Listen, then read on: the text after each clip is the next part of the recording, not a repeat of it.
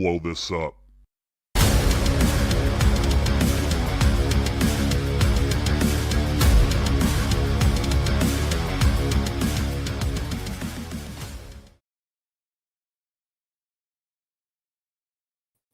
Look alive, Bomb Squad. We are back for another episode of Let's Blow This Up. I am your host, Jason Sircone. Tonight, we are diving into the world of networking. Now, I am a huge proponent of networking, both in person and through podcasting. If you ask me, podcasting is the greatest digital networking tool that we have at our disposal. If you've listened to the show before or you've heard me anywhere else, you've probably heard me utter those words. But in case you didn't believe me, tonight I am bringing to the show the quintessential authority on networking. She is the author of This Shit Works. She is a past guest of mine on my old show, Evolution of Brand, and I am pumped to bring her back to this podcast to connect with you, Bomb Squad. I am talking about none other than Julie Brown. What's up, Julie? What's up? So good to be back on this new platform. Right. And it's great to reconnect with you. As we were talking about before we went live tonight, it's been a while. Yeah.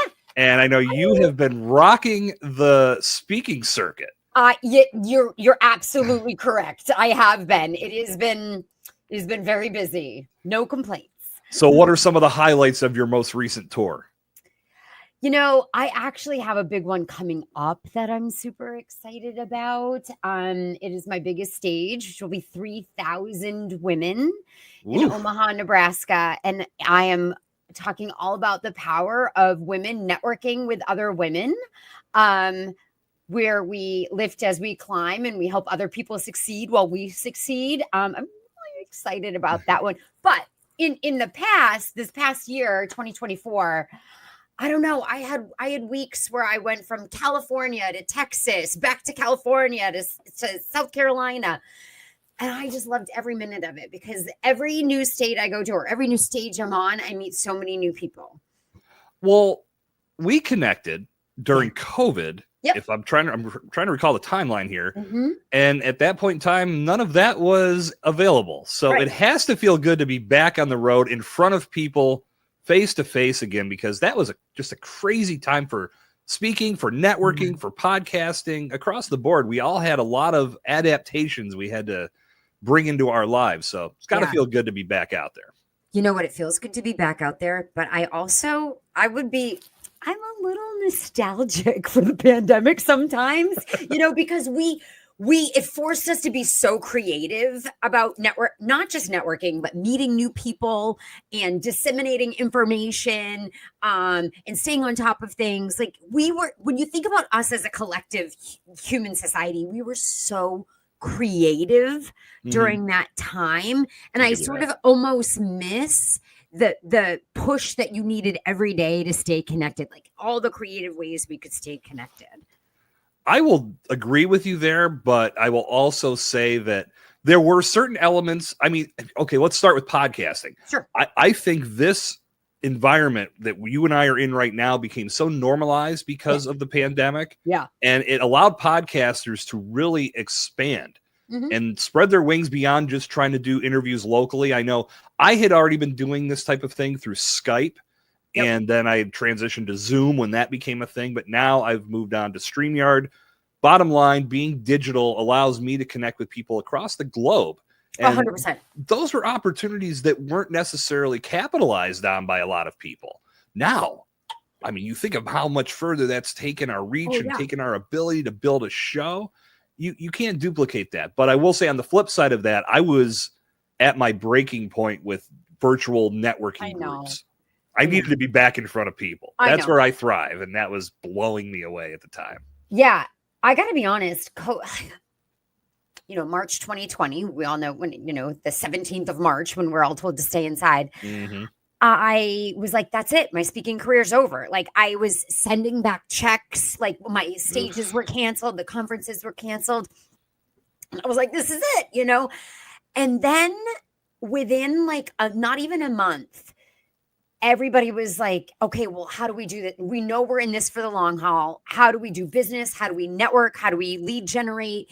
My speaking career went gangbusters during COVID because suddenly everybody was like, how do we do this? How do we network? How do we stay connected? How do we build businesses authentically, like lead generate authentically from, in this medium? Right. And so it was a little bit of a good thing for me. I honestly, again, I look back, there's silver linings in everything. If you're willing to look for the positives, you're going to find them. And I know for me that I was, going into 2020, I had just turned 40. I had a great little beer business. I was helping several local breweries do their thing, get their beer out, do some marketing, really push the product. And everything was going real well, but I came into hit my 40th birthday and I started reflecting and saying, is this something that I want to be doing into my 50s, into my 60s? And the answer that came back was no, because when I started that little enterprise, I was in my early 30s and I was all about being out at night and having fun and drinking all the time. I hit 40, I don't do that much anymore. So in addition to that, I was also doing the podcasting stuff. And I started thinking that might be the better way to go. But at the same time, I don't want to rock the boat. I want to keep building what I've been building because it's going really well. And then fast forward to March, just wiped the whole thing out. And I was forced to make that change. But I look at where I'm at now. It was all for the best because it allowed me to put more emphasis on podcasting. I was able to adapt to that world of digital connection. And I've built a pretty solid network from that. And then once we were able to get back out into the world, which is going to be the crux of our conversation tonight, I was able to get back in front of people where I always knew I was at my best. So add that to the digital element, and it's been a great ride. And I think, and this is a whole different conversation, but there's something magical about turning 40. I would say yes. I became a professional speaker when I turned 40. I changed, this is a second career, professional speaking. I'll be 49 in a couple weeks. This is a second career for me. But there was something magical about 40 where I'd done the time in an industry. I was an expert. I believed in myself. And I was like, now is the time to take a chance on me. So I think there's something special about turning 40. I don't disagree. And it wasn't even that I turned 40. I do that every year. I always reflect on the year back, and for whatever reason, that was the question that came to my mind. And it was probably more out of necessity of feeling a little bit of burnout from constantly being at events and out at bars and just not feeling that same level of affection for I still like beer. Don't get me wrong. And I love the businesses that were able to push through the COVID BS and are still able to thrive and bring in great crowds. I have that great ambiance. I still attend breweries all the time, or events at breweries, I should say. Yeah. But for me, just being a part of it in that way was starting to go a different direction. But I also knew the podcasting that had brought, it was opening up that other opportunity came to me because I spent time in that industry. Yeah. So one thing always leads to another, which is my amazing segue into talking about networking tonight. Yeah. Look how I go. So let's dive into the live side of this first. We'll get back to podcasting in a moment, but how have you seen, it's funny because I'm trying to draw parallels to what I saw prior to COVID. And then once we were able to remove the masks and get back out in front of people, there's been some definite changes that I see in people. In your networking experience, what are some of the changes that you've seen pre-COVID versus what we see today? Yeah, I think people are much more judicious with their time post-COVID because when pre-COVID, you just did it. You did it. You were burned out. You worked too many hours. You went to all the things, you maybe networked without a plan. You just went to industry events because they were there and they were available. And then COVID sort of, we kind of got, happy being at home and not wearing real pants and, doing everything from the, sort of in our creature comforts. And it takes a lot more energy to get dressed, to get in the car, to get to an event, to actually have, in-person physical, interactions with people. Yeah. And so I think because of that, people are much more judicious with their time, which they should have been all along. You only have so much time. You have only so much energy. So being judicious, being strategic about, okay, what is the highest and best use of my networking time? this week, this month, and making the most of that time. And maybe making the most of that time means actually having a plan before you get into that event. Okay, what is my plan for this event? What are my goals? Like, don't ever go into a networking event without a goal. Maybe your goal is I want to meet 2 new people. Maybe it's I want to reconnect with 3 people. Maybe it's I don't know, but you have to have a goal for every event. And I think because we sort of conserve our energy more than we did pre-pandemic, that we are more strategic when it comes to networking now, which I think is great. Yeah, and you're right. That's something that we should have been doing from jump, because I that's how I've always looked at networking. When you go to an event, you can't just shotgun a bunch of business cards at the entire room and then expect all of them to be like, oh my God, I've been looking for you my whole life. I'll call you tomorrow. Right. And I honestly think that some people go into these events thinking that's what's going to happen. Yeah. But in reality, you're there to make an impression. You're there to meet a couple people. And if you don't have a goal of, I shoot low and say, if I can find one person in here that's worth moving forward with a cup of coffee or a lunch with, this was worth my time. But couple of things you just brought up. One, a network isn't made in one event.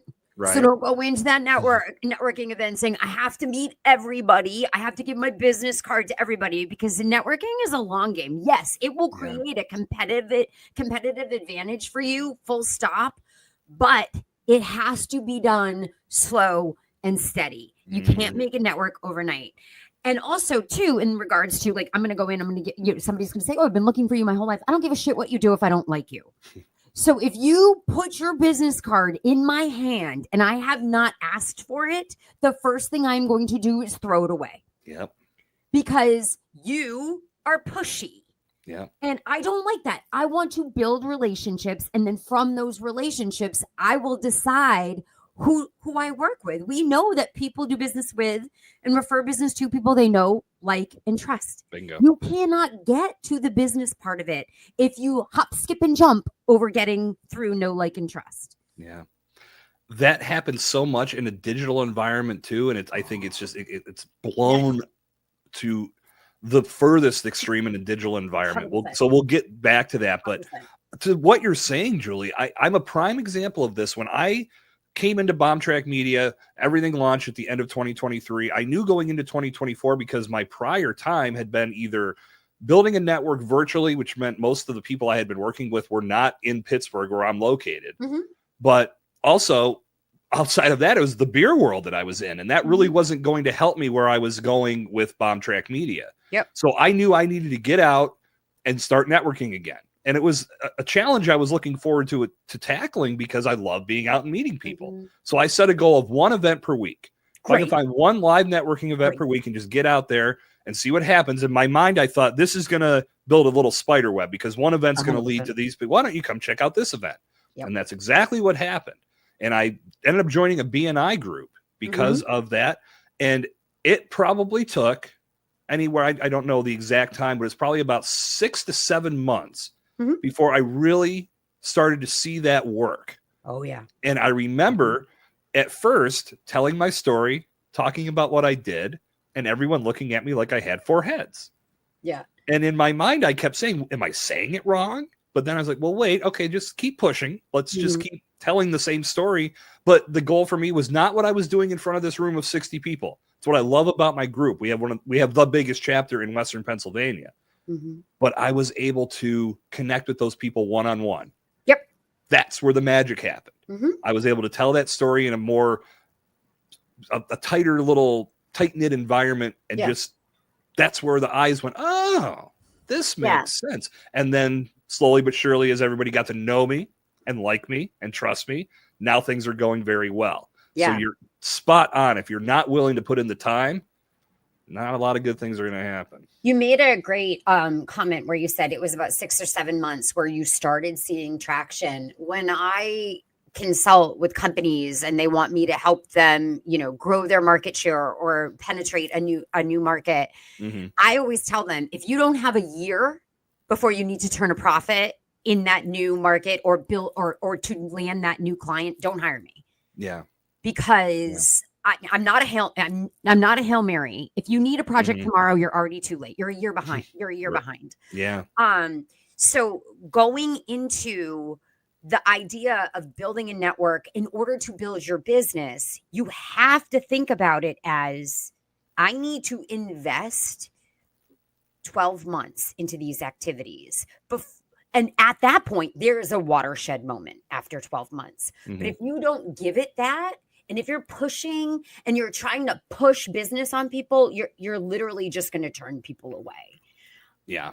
Or if you're not taking the time to actually set up those one-to-one meetings. If Mhm. you go out and just set that similar goal to what I did and say, I'm going to go to a networking event a week. And I'm not saying you Yeah. join a BNI chapter or a similar type of networking group, but There's so many events out there. oh gosh, you could go crazy with it. Yeah. But if you don't take the next step, if you expect everything to happen in that one main meeting, that's not going to work either. Yeah. And I've seen in my year in BNI, some people come and go because they expected everything to just happen with their little 45-second commercial that they get to give. Yeah. They're not doing anything outside of that to set up one-to-one meetings and get to know people and find out how they can strategically work with them. Yeah. That's where the magic happens. That's why it was funny, because the very first meeting that I went to where they were teaching us the system, they're like, oh, you have to make sure you're setting up one-to-one meetings. I was like, well, yeah, duh. Yeah. Well, that's why I'm here. Yeah, but it's not obvious to a lot. It's not. And that's it. No, it's absolutely not obvious at all. Yeah. Yeah. And another thing about building business and networking is people don't need your services until they need your services. Mhm. And so I don't care what you do. If you're a lawyer, if you're a mortgage broker, if you are, an accountant, if you are an architect, if you are a financial planner, I don't care what, it doesn't matter what you do. People don't need your services till they need your services. Right. Your job is to stay in that relationship. Yeah. And top of mind, Mhm. in a way that's not, you're not an asshole about it, building that relationship genuinely with honesty, with integrity, so that when they do need your services, they go nowhere else but you. You're right. It's so funny. You just made me remember my very first one-on-one meeting that I had once I joined this chapter. The first thing the guy said to me is, I've been here 9 months and nothing's happened for me. And I was like, oh, well, that's also an attitude problem. Oh, yeah. It's like, oh, this is great. We're setting this meeting off on a good note. But no, you're absolutely right. It's all about the relationships. That's where it starts, because if you're not willing to put in that kind of time, then no one's going to truly believe that you're going to do that for the people they refer to you. So how are you going to build a business that way? Yeah. And I call it, in my keynotes, when I talk about networking and I talk about the pace of relationship building, I call them, some of your relationships are radishes and some are tomatoes. I make a gardening reference because I love to garden. Here's the story. When I plant my garden in May, I plant radish seeds. May 7th, I plant them. June 7th, they're ready to harvest. It takes a month from literally seed to harvest. Tomato plants, 98 days minimum before you get your first tomato. Okay. Yeah. I'm doing everything the same water, same soil, same sunlight, same everything. Some of the people we meet in our business development journeys, in our networking journeys, are radishes. They are quicker to know, like, and trust, quicker to want your product, use your services, refer you, make strategic introductions, and others are tomatoes and they take longer. Yeah. The beauty of building a network is you can handle having a lot of tomatoes in your network if you still have the radishes, Yeah.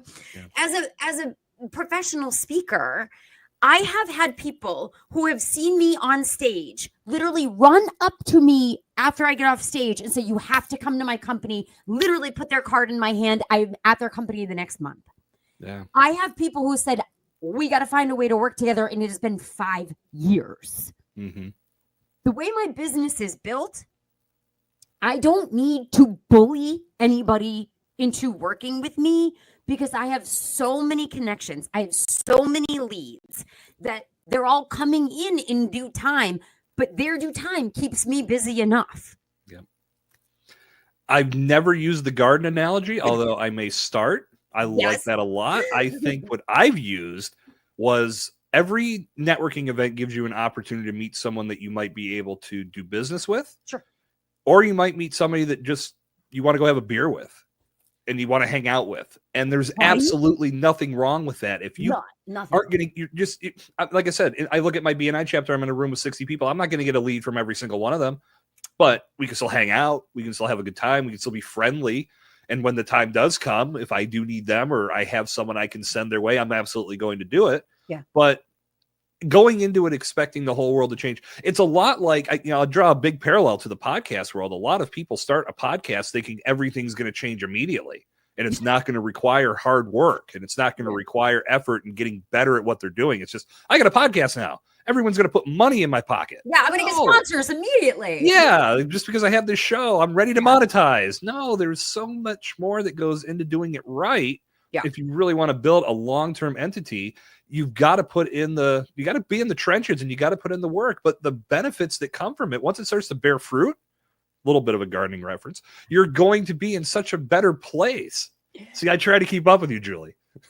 I mean, literally, it's just like so many people go into networking and business development from a place of need. Mm-hmm. And you can't do that. Yeah. Okay. You can't. You have to go into it from a place of, I don't ever like the term quid pro quo or anything like that, but you are there to help people as much as you are there hoping that other people will help you. Mm-hmm. Yeah. And again, two-way street. I think there's a lot of good in giving. The big BNI saying is givers gain. And that's absolutely true. I think that you're in a position once you join any type of networking group that you can immediately just start to give without even being prompted. Yeah. Because you can meet somebody that first event and say, oh, wow, I actually know somebody that needs exactly what you have. I'm going to hook you up. Like that's, and not expecting like, okay, now you've got to do it for me. Yeah. No, like that's going to happen because you took the time to just say, yeah, I got your back, even though I don't really know you, or at least maybe the little interaction we've had here tells me that I could send somebody your way and you'll be reliable. But again, it's all about the work that you put into it. And, maybe you're not saying on the spot that you're going to hook somebody up, but you know what? Let's go have a cup of coffee. Let's get together for lunch. I think we can learn a lot about each other and probably work together. Yeah. Crazy world. But I love, that's the thing. Like it was so nice for me to be out and about again and just being the extroverted self that I am. I kind of slid into that group, like, right into it, just like a glove that fit perfectly. But that's also led to meeting people that have other networking groups. And it's just, again, it's just this little web and it just keeps another strand here, another strand there. It's become a very powerful thing. And it's opening up new opportunities that I never ever thought were going to come my way. That's the beauty of this, but it didn't happen overnight. So I think that's the big lesson to talk about with the live networking. Yeah. Let's move to podcasting, because this, to me, as I said, to kick off the show, this is our most powerful digital networking tool. But if you don't treat it as such, that won't happen.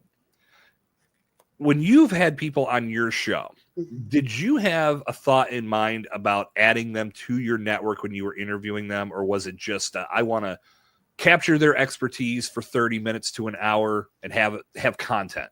What was your mindset? No, every person so my podcast was set up that every other week was a guest interview. So there was a solo episode, then a guest interview. And it went like that for 4 years before I put it on hold to take on another project. I was never going to put anybody on the podcast that I didn't want to have a continuing conversation or relationship with.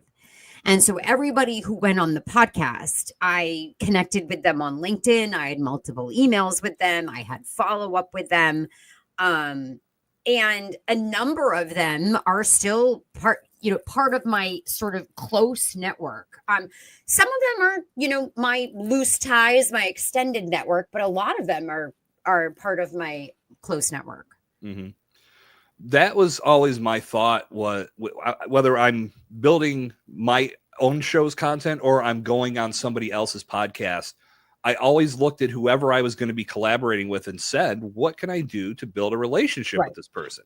And it's the same mindset that you would put into a live networking event. If you are going to build a relationship. It's not just going to happen because you turn a microphone on. Mm-hmm. Hopefully you get the opportunity to connect and make great content. You have a great conversation via the podcast. Mm-hmm. But if you don't follow up on that after the fact, then you miss opportunities that you may not have realized are there. So 100%. as a host, thank you for being here. I'd love to have a conversation without the pressure of recording a podcast, just to get to know more about you and see if there are ways we can dominate the world together. Yeah. And vice versa. Loved being on your show and basically have that same approach of I'd love to talk to you off mic. Yeah. So many people in this space do not take advantage of that. And it No. blows my mind because, again, this is where it's at. This is where the doors can get kicked in if you do it the right way. Yeah. So here's you brought up 80%, statistically, 80% of building and maintaining relationships is just following up, and people suck at it. Yeah.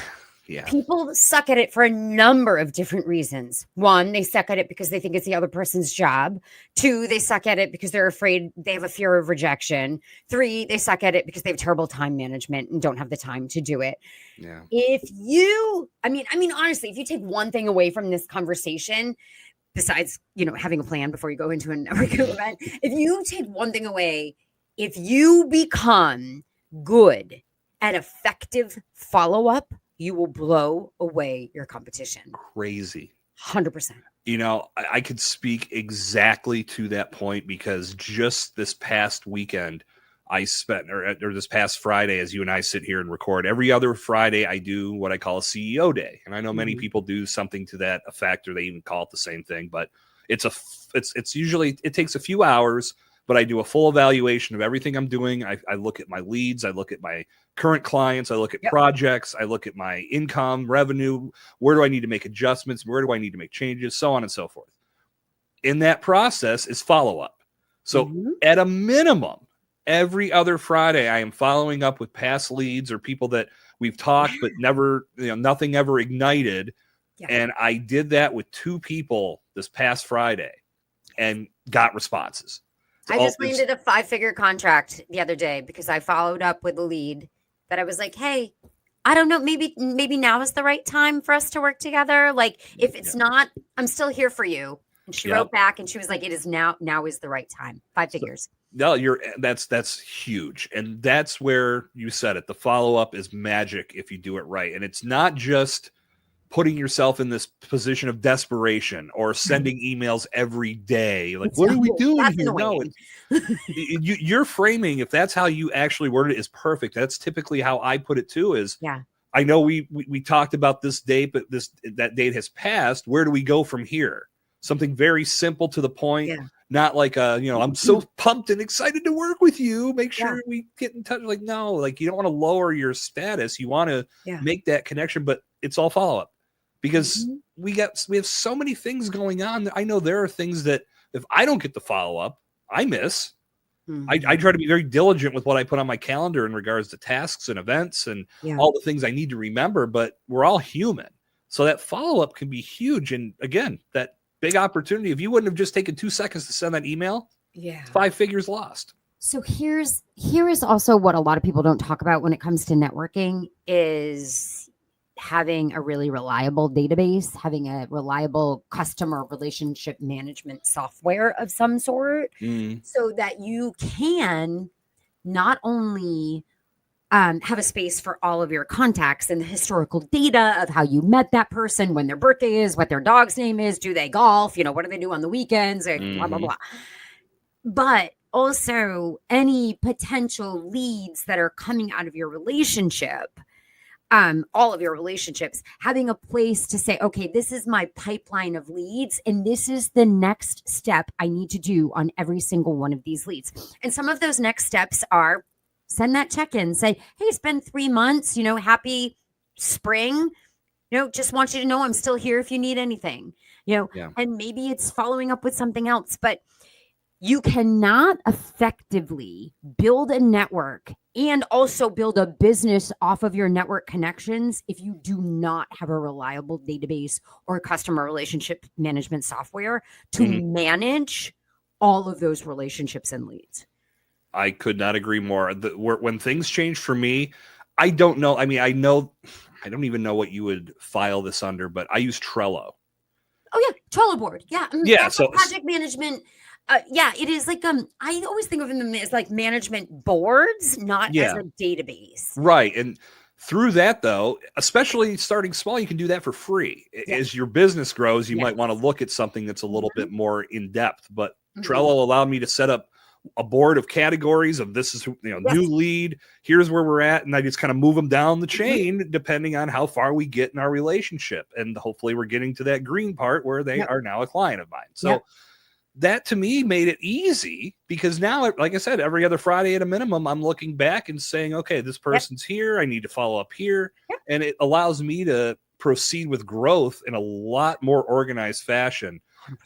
And then again, when I go to these networking events, I can make a note and say, okay, this person is someone I need to follow up with. This person, not so much. But it's all about organizing it. And again, leaning into follow-up very hard here. That's huge. Yeah. Follow-up is where you're going to build the business. Like people always think networking is like the initial meeting. It's like, that's like the embryo. Like you haven't done anything yet. Like now is where we build this relationship. I want to talk more about some of the mistakes that people make, because that'll be fun, because I know we've experienced them, but we'll get there in a moment. I want to finish up on the podcasting side of this, because as I said before, I feel like this is a big miss if you're not taking that next step to follow up with your guests, or if you are a guest on a show, if they're not doing it in return, which many don't. It's usually great. We got the interview done. I'll let you know when it goes live in a few months. And that to me is where a lot of the angst comes from, where people get pissed off that the podcast guest doesn't share their content. Yeah. Oh, I created all these assets for them and they didn't share it at all. Your podcast, it's your job. Well, that's absolutely right. And typically when someone says that to me, the first question I ask back is, when's the last time you communicated with that person? Right. And then, we interviewed 3 months ago. Yeah, there you go. They've had a lot happen in 3 months, just like you have. They're not keeping you front of mind because you haven't done anything to keep the connection. So that to me, I used to teach this system, and maybe I'm going to need to bring this back in some way, shape, or form, but it's all about, you can even set it up with workflows, especially if it's your own show. If you have a scheduler where people are entering into this funnel to schedule their interview with you, you're sending follow-ups, you're sending appointment reminders, all the good stuff. Tack something on at the end that just says, I appreciate you joining me as a guest. I think the content we created was great. Yeah. What can we do to move this to the next level? I'd love to have another call, or just set up some time to talk about things without setting up a podcast. Not everybody's going to say yes. Yeah. But the right people will. Yeah. That's huge. And that, to me, is getting all the meat off the bone when it comes to podcasting. Your thoughts? Okay. You might not be able to do it with every single guest, depending on how busy your company is, your load is. You hit on something though, having a system. Systems are going to save you 100% of the time. Yeah. Like if you use ConvertKit or you use whatever, and every podcast guest gets put into a flow of emails where you could at least say, thanks for coming on, here's your assets, like then when the date is and that it's coming out, and then making sure you have a follow-on program for all of your guests.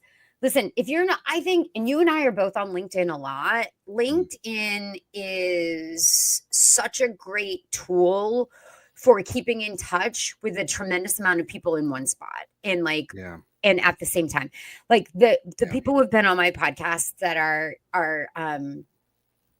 authors, like I see they're on book tours or speaking tours just like me. And I make sure I'm commenting on all of their stuff, every single thing, every speech that they do, or every article that they write, or whatever, like making sure I'm keeping that connection with them. Because we asked them to be on our podcast for a reason, right? We wanted their intellect, and we wanted their knowledge, and we wanted their expertise, but we didn't want it for 45 minutes. We want it in perpetuity, but we don't get it in perpetuity if we don't put in the work. Yep. So bingo. No, that to me, again, I've always looked at that as a big loss. And some people are just so taken back by the fact that someone would follow up beyond the actual podcast that they don't know what to do. And they just kind of ignore it and say, oh, okay, this is goofy. I actually talked to a person on a podcast once where they almost fought me on the process. I was like, okay, well, then you're missing out. I don't know what to say. But by the end, I changed her thinking a little bit more because I felt like this was the biggest part. The podcast content is great, but what we do here in the moment, one-on-one conversation, this is just like one of the one-on-one meetings you set up over a cup of coffee after a networking event.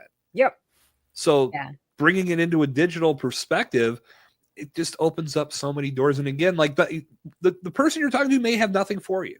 Maybe it just becomes a friendship. But maybe they also have 5 people that would be great guests for you. I've had that happen before. Yeah, I had a woman on my podcast who had a book that was coming up. And so was Allison Forgale. She wrote the book, Likeable Badass. And I did a bonus episode with her even after I had put it on the podcast on hold because I thought her book was really important. And we've stayed friends. We've become friends. And recently, when I finished my book proposal, I was like, hey, I have a book proposal. I mean, she shared it with her agent like that. Ooh, nice. But she would not have done that. Right. If I hadn't built a relationship with her since she was on my podcast back in like July. Yeah. So you always know when you get that text message from a person that you haven't heard from in months that there's going to be an ask attached to it. Hey, how's it going? Hey, I need to move a refrigerator this weekend and you have a truck. Yeah, right. You know, it's so cold. Yeah. Ugh. All right. Yeah. Let's talk about the mistakes. And I have a feeling as I ask you this question, I know where you're going to go with it, but we'll see if I'm right. Okay. What's the biggest mistake people make in a live networking environment? Live, in person. Well, I think we've already touched on it. Like, I don't care what you do. I honestly don't care what you do.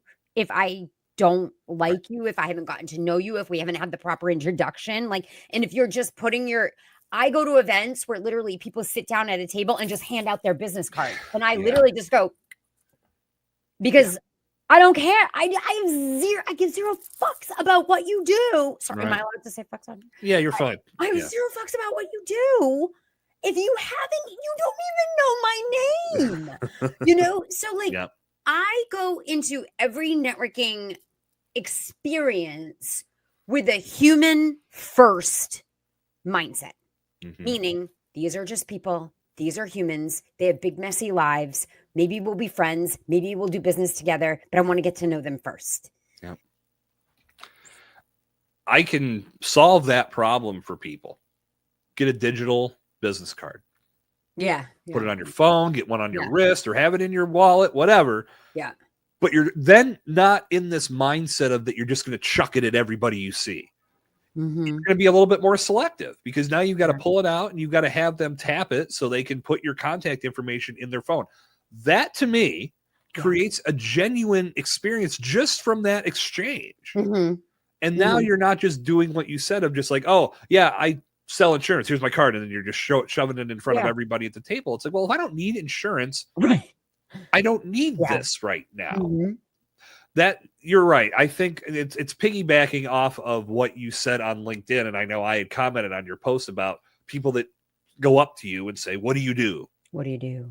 And like I said, my response to that is always whatever it takes. Whatever it takes. Yeah. I love doing that because it's not what they're expecting. Right. Because again, the mindset most have is they walk into these events and they're just going to hear about what a person does. And then they're going to say, well, here's my business card. Yeah. And not realizing that it's a two-way street because a lot of times you're looking at somebody and saying, well, I can't do anything with them, so I'm moving on. They're doing the same thing. Yeah. So if you're missing out on the relationship part of it, then you pretty much just stay home, watch TV. Number one, it's been scientifically proven that what do you do is the least liked question ever. Like, it is the most hated question. It causes dopamine in the brain to immediately crash. Okay. Scientifically proven. Scientifically proven. Beautiful. I believe Vanessa Van Edwards actually did that study.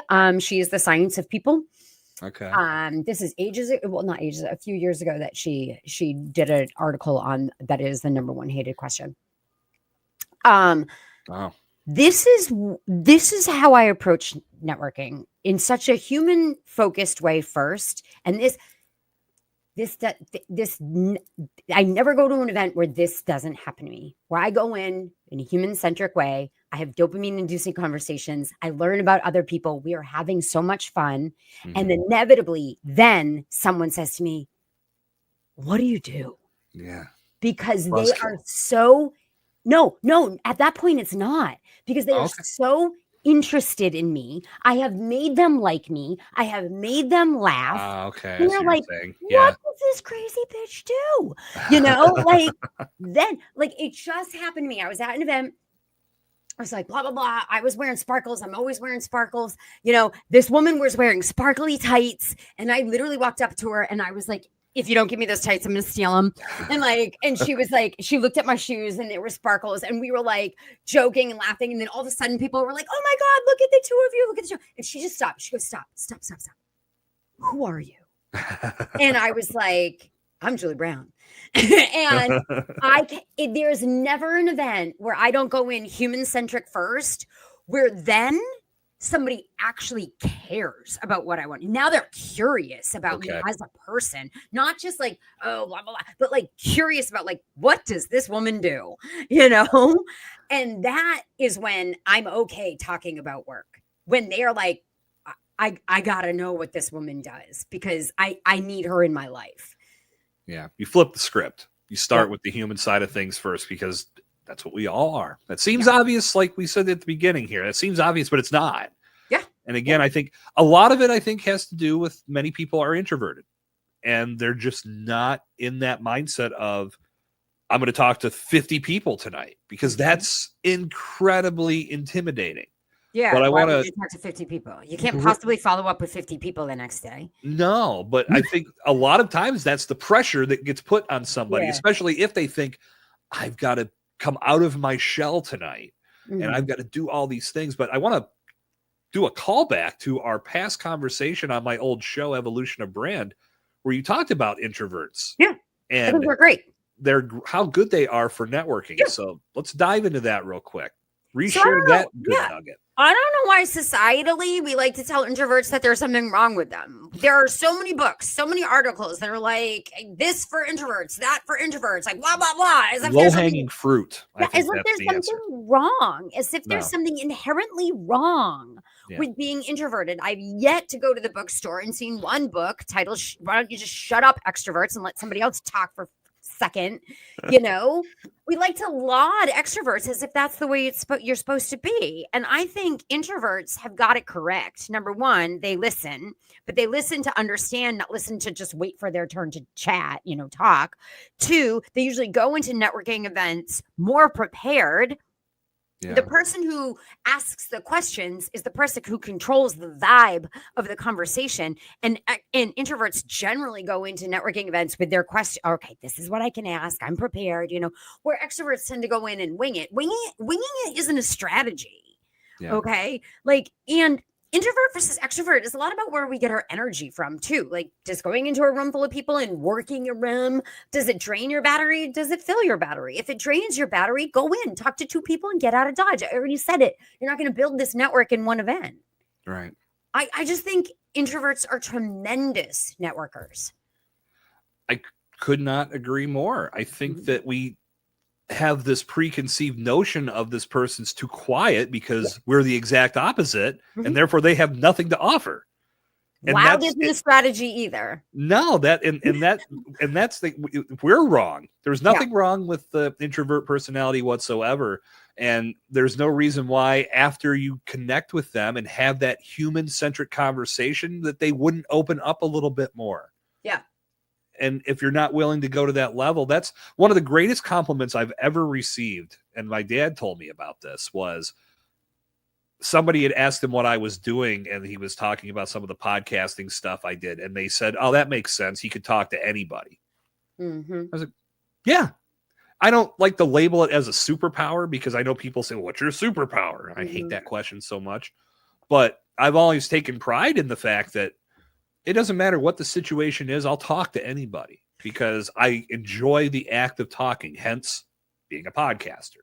Yeah. But so many people don't like that. I mean, don't get me wrong. There are times where I just want to keep to myself. We all get there.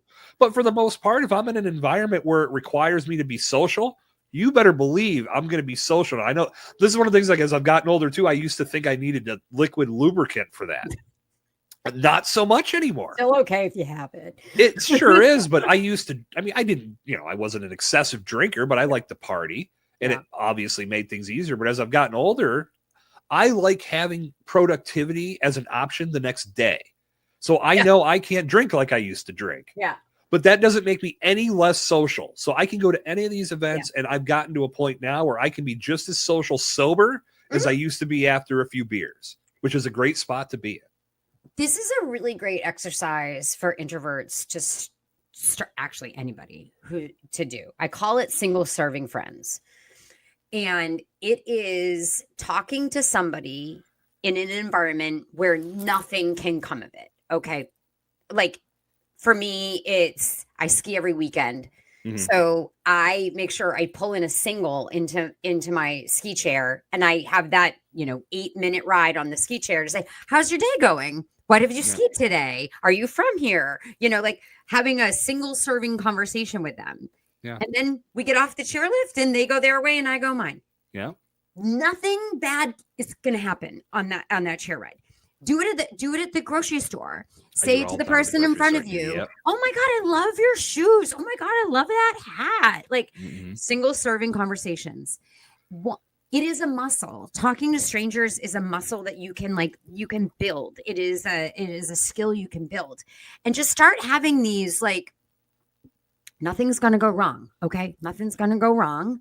If you go to the convenience store and you say to the person behind the counter, oh, I really like your earrings, or like whatever, you know what I mean? Mm-hmm. Start practicing talking to strangers in single serving, increments. Yep. And then when you go to a networking event, you won't be as intimidated by it because you will have a different mentality of, people put so much pressure on networking events instead of saying, well, maybe I'll just go meet one or two people. You want to talk about another feather in the cap for podcasting? There it is. Mm-hmm. Because you are in many situations, especially if you're expanding your reach outside of your already developed network to bring in new people to your show. Mm-hmm. You are now going to be in a position where you're talking to somebody for the first time. Yeah. And you can learn a lot in regards to communication skills, just in how you carry off that conversation. Yeah. They're going to respect you much more if you're prepared and you actually treat them with the respect they deserve. Yeah. But I talk all the time about the skills that you develop just from being on the microphone as a podcaster that you can take to other aspects of your life. Mm-hmm. You're going to communicate better at home, at the office, with your colleagues, with peers. And as you just said, Julie, when you go to a networking event, you're going to have more skills developed that you're able to utilize, thus making that event more of a bigger opportunity. Confidence comes from repetition in every single thing we do. And when I was learning to be a professional speaker, when I was starting to do it 9 years ago, this couch behind me, I don't have my dog in the office today. I had 2 dogs, and I would put them on that couch, and I would stand there for hours and recite my speech to them. Wow. And the reason why I needed the dogs there is because they were eyes. They were human eyes. And I wanted that, eye contact when I was practicing. Those dogs listened to me talk for hours and hours and hours for years. But I just standing there like in front of an audience when I was trying to practice was so important. And I still do it now. I'm practicing a new speech that I have to give to those 3,000 women. In April, I only have 1 dog now. She sits on that couch. And I'm like, okay, Madeline, here we go. it's all about finding a comfort level too, and you're going to Mhm. find things that work for you. So if it's in that phase where you're practicing, like you said, your dog's a great audience and that Mhm. helps, whatever's going to develop that confidence, great. I think a big tool in regards to going out to networking events is not giving up after the first one. And I can remember Yeah. not in a mindset of giving up, but I can remember early on in this whole venture of I'm going to do an event a week. And Yeah. there was an event that I wanted to go to, but there was also an event earlier in the week, and I went to that too. Mhm. And it said, oh, well, there was nothing wrong with doing more than the one that I had set for myself. But I remember that morning being like, I could do something else or whatever. And then I finally, just whatever reason that afternoon was like, no, dumbass, this was why you set the goal. Yeah. Get off your ass, get to that event, Yeah. and see what happens. And honestly, the event was great. Nothing came of it, but Yeah. I made a couple contacts I still touch base with on social media from every now and Yeah. then. But what I learned in doing it was A, motivate yourself to do the thing. Mhm. And B, I talked to so many people that night that I was flexing those muscles and just developing more of a skill. That in and of itself was a victory, and I'm glad I motivated myself to go. Networking is a skill. It's a skill. Just like anything else in our lives that we want to get good at, we would practice to get good at. You want to learn guitar? You practice. You want to play tennis? You practice. You want to ski? You do it over and over and over again until it becomes natural. Mm-hmm. To expect to go to networking events and have it feel natural your first time, crazy talk. Crazy talk is not going to feel natural. You are going to feel out of place. You're going to be wondering if you're doing it right. You're going to be wondering what to say, what questions to ask, how to follow up. We are what we continually do. And the more we practice, the easier it gets, the better we get at it, the more fun it gets. Like, it is something in our businesses that we have to realize, if there was anything else in my business, I would practice to get good at it. Yeah. 1000%. Julie, before we wrap everything up today, I do want to talk a little bit more about your books. First, This Shit Works. Yeah, you got that in front of you. That was what spawned your podcast. It's currently on hiatus because, as you touched on this, but I want to go into a little more detail to put you center stage on this. So your book proposal for the next project. Yes. As you told me, almost at the end. So share with the Bomb Squad where you're at and what that book's all about. So my second book that I am just tying up the ends on, the book proposal, is called Generalized: How Gen Z Can Master Modern Networking and Transform Stereotypes into Career Success. And it's all for, I do a tremendous amount of college and university lecturing, guest lecturing. And I see how much Gen Z wants to learn how to network. There's been a lot of studies about how they feel like that's what they're not getting prepared for in college. They're not being prepared for the face-to-face interactions, how to network, to build a career, how to network into their first job. So it is a tool for anybody who's in. All right, so Gen Z is big. They're like age 13 to like 27 right now or something like that. So it is for anybody who's in college now, wants to figure out how to network in the college circles that they have, with their professors, with their coaches, in internships, in co-ops, network into their first jobs, leave the job boards behind. Nothing good happens on a job board. How the kids that are even in high school now can learn how to network now, even in their summer jobs, but also for Gen Z that is already in the workforce. Okay. How do we start networking within, in our first jobs, networking throughout our career, like for the long haul? So it's like a book proposal, this much done. And then there's only that much left to do. It's like making sure everything's spelled right, and go through it one more time. And then I do inquiry letters to get an agent that will hopefully pick it up and sell it to a publisher. So that's awesome. And I think that's an incredible subject to tackle, because I feel when I look at Gen Z, they were brought up on electronics and being in an iPad. And I know that I've even heard people in that age group having conversations to where breakups are happening through text because they're scared to have a hard conversation. And that blows me away, because in my head, I'm thinking, eventually I'm going to be a real old dude, hopefully. And these are the people that got to take care of me. I don't want them to not know how to tell me I'm dying because We it's too hard. We literally can't fault them for being digital natives. We did No, this to you're them. right. We put a screen in every single one of their hands. You're right. But for their entire existence, anything they've needed, from ordering food to applying to colleges, has all happened online. Yeah. So it's no wonder that they're lacking some of the skills that it takes to be in a face-to-face environment. This is not their fault. We did this to them as a society. Okay. So I've lectured around the country to enough colleges and university students over the past 9 years to know they want this information. They want this information. Yeah. I love it. I think that, again, with where we, like you said it perfectly. We did this. This was by design almost, because even as adults, we're trapped in a lot of these.